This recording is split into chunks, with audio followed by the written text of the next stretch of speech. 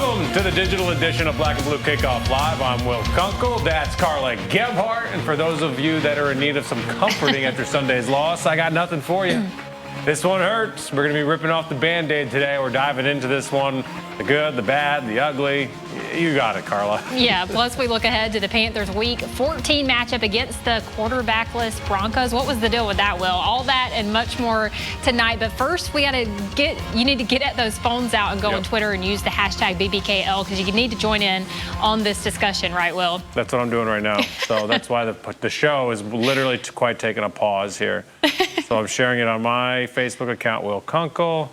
Everyone else jump in there. Like it, share it. Yeah. Support. Well, if you don't want to support me, at least support Carla. Please. Who doesn't want to support Carla I'm Gebhardt? the nice one. Exactly. Now, for some developing news in the Panthers world of injuries, wideout DJ Moore, he did suffer that ankle injury in Sunday's game against the Vikings. Despite the scare, though, Panthers head coach Matt Rhule seems confident that the injury is actually not as serious as we all thought it was initially. According to Rhule, the wideout's x-rays were negative, which is a positive. If we went to the Michael Scott School of Doctors, it'd be a really confusing moment here. But for Carolina to add to that good news, he might be back as soon as next week against the Broncos, Carla. Yeah, and it wouldn't be a show without some COVID news. Well, I'm just tired of talking about COVID. I'm sure our viewers are too, but we got to report on it at least. The Panthers are once again shorthanded thanks to the virus. Rookie DN Yetur Gross-Matos played on the reserve COVID-19 list. Gross-Matos has played in 8 games so far this season, tallying 1.5 sacks and 16 tackles. But thankfully they have this bye coming up. Yeah. So now it's a bye, so we can take a breath, we can relax, we can talk to our therapist or mommy or daddy, whoever it is that's going to comfort us and reflect on the roller coaster of a season thus far. And I really think we all need a little breather. Isn't that fair to say? Yeah, I think so. And the Cats are sitting at 4-8, last in the NFC South, which is just really hard to believe, especially how the Falcons started. But that record, of course, isn't telling the whole story. A score with 6 or 8 losses coming within a score or less. Now it may be too late for a playoff push, but this is still a frisky Carolina team. They like to fight, Will. Yeah, frisky. I like that word, frisky. Yeah, first of all, I mean, I feel great. I mean, it's been a long grind. You usually don't have bye weeks. At least I've never been a part of a bye week this late in the year. I talked to the staff. Not many of them have ever had a bye week this late in the year. So I think there's obviously some mechanics of that. But I gave this to the team the week off. I want them to have some time to recharge. Everything hasn't always gone the way we want, but I'm really proud of how hard we play and how much effort we play with, and that takes a lot out of you. So those guys will take some time, and then coaches, we're virtual Monday and Tuesday. We'll work today and tomorrow, and then I'll give the coaches some time. It's got to be shorter. All right, so now let's talk to WBTW's Myrtle Beach's own Chris Parks. What's going on, my man? How you doing tonight? Not too bad this evening. Good to be on to chat a little Panthers here as they head into their bye week. Just got done watching that Steelers-Ravens game. Boy, that was an ugly one on Wednesday evening. That was tough to watch. I'm a Steeler fan, so it was tough to swallow that one. But a win's a win, to say the least. Talking Carolina Panthers though, it's tough. I mean, 4-8 right now. But they've had so many close losses. As have you guys seen? Have you seen in Charlotte, obviously? But it's just been tough. I mean, you feel like they're ready to take that next step and just kind of get over the hump, but they just hit a speed bump in the fourth quarter or something like that. So they're on the cusp, but unfortunately just haven't quite got over it. So with that, who do you blame for Sunday's loss at Minnesota? I don't know. This is the media. You got to point a finger and call for someone's job. Yeah. I know. You kind of have to there. How about Joey Sly at the end there? I mean, I think it's a makeable field goal with his leg there. You get put in a great position there by Teddy and company. So I'm going to blame Joey, I guess, if you're going to right off the bat there, a rapid reaction. Well, we all know who isn't to blame for Sunday's loss, and that's Mr. Jeremy Chinn, a.k.a. Double Chin, scoring on those back-to-back scoops. That was so much fun to watch, probably the only bright spot that we did have on Sunday. But we know that he's really special. What do you think this actually makes him a lock for Rookie Defensive End of the Year?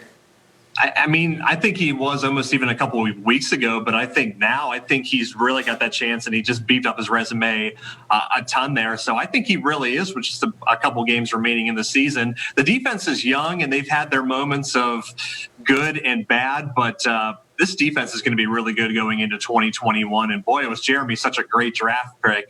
A lot of people coming from a small school, a lot of people are probably scratching their heads. But this young defense led by him is going to be really good for years to come. But yeah, I think he's a lock for it after that performance. 2 touchdowns. Come on now. All right, now we got a rematch of Super Bowl 50, Broncos, Panthers. Let's hope it goes a little bit better for the Panthers. I don't want your prediction quite yet. We're going to get there in just a second. What are your impressions on this matchup, though? Well, if the Broncos have a starting quarterback, it'll make things a little bit interesting. If they don't have a starting quarterback, then it's all Panthers. Denver, just a young team with a lot of young players. They've kind of had a tough time kind of putting things together. This is a game theoretically that Carolina should win. They've got more veteran-laden guys with Christian, if he's back, Teddy Bridgewater, obviously Robbie Anderson, and a bunch of those guys. Hopefully DJ can come back and play as well, too. This is a game that they should win. Denver, I just don't think has near enough experience. They've been banged up with injuries. This should be a game where maybe Carolina can turn things around going into December and try to finish this 2020 season on a positive note. Yeah, quarterbacks are important to have. Well, of course, we know that the Panthers will not have a game this week. So I want to know what Panthers player or coach has the most approved during this bye week. The one that's most improved? That needs to prove, like has the most approved, yeah. The most approved, goodness. Again, putting me on the spot there. Joey Sly, obviously, he's missed a couple of clutch kicks. Hopefully, he can kind of get his head kind of back into the game there. I'd like to see kind of Mike Davis kind of get back on track. I know he struggled a little bit recently. Obviously, had a touchdown in that game. But I'd like to see Mike kind of get things going again with that bruising ground game. I mean, when Christian was sidelined a couple, I guess about a month or two ago, Mike came on and he was just on fire. Has struggled a little bit recently. So if he can get him back on track, Christian comes back a little bit healthy, it'll be a nice formidable 1-2 punch. All right, give us your prediction. I say Carolina by 17 in this one. I think they're going to win big, 37-20. I don't know what the spread is at this point, but that's sure as heck going to cover it, Chris. Yeah. They're going to take I'm taking the over on this one. Oh, man, we appreciate it. Thanks for coming on today, buddy. All right, No problem. Take care, guys. Thanks, Chris. All right, well, we also want to hear from you for this week's giveaway question. We're going to ask you the same thing we just asked Chris. What Panther do you think has the most approved after the bye week? Tweet your answer now using the hashtag BBKL, and you could enter for a chance to win some swag, Will. I'm always in for some swag. And after Sunday's loss, so the Panthers currently have the 6th pick in the 2021 NFL draft. So let's just say some quarterback named Justin Fields ends up being on the board at number 6. If you're Matt Rhule, do you pull that trigger, Carla? What do you think? I don't know. I think that's a hard question. I think they've really bought into Teddy. But you have to wonder how long Teddy's actually going to be available and healthy. I mean, he's kind of, he's a little bit older quarterback. I think it would be safe to draft somebody like Justin Fields, but I feel like they're pretty bought in right now. What do you think? I think if Justin Fields on the board, you take a swing. If you like him, if for whatever reason you don't think he's going to be a good quarterback in the NFL, then don't draft him. If you think he's going to be good, I don't care who you got. You assume he's going to be better than Teddy or whoever you have. You take him. Matt Rhule seems to like certain guys, though. He has like a preference, I feel like. And we'll see if it's Justin Fields, if he's on the board. I don't know if he's going to be on the board. I don't think he's going to be on the board. Especially if you're winning by 17 against the Broncos. You're going to slide down that draft board a little bit. Not ideal for the Panthers when it comes to the NFL draft, but it is ideal for the season to get some wins. But Carolina might be taking a week off. We know that. But we still got you covered on Sunday morning with Black and Blue Kickoff Live. Join the full crew. Josh, Carla, Kevin, Al Wallace, me. Make sure to check your local Next Star station for more information because we take no weeks off, do we? Yeah, we like the overtime here. You got that right.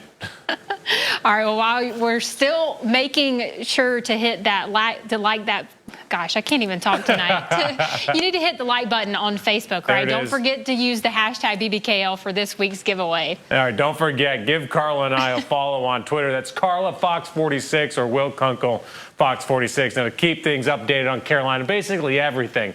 We hope to see you later tonight on CSL. That's going to do it for this week's Black and Blue edition digitally. Have a good weekend. Enjoy. We won't lose a game. How about that? Yes. Enjoy the weekend. The bright spot.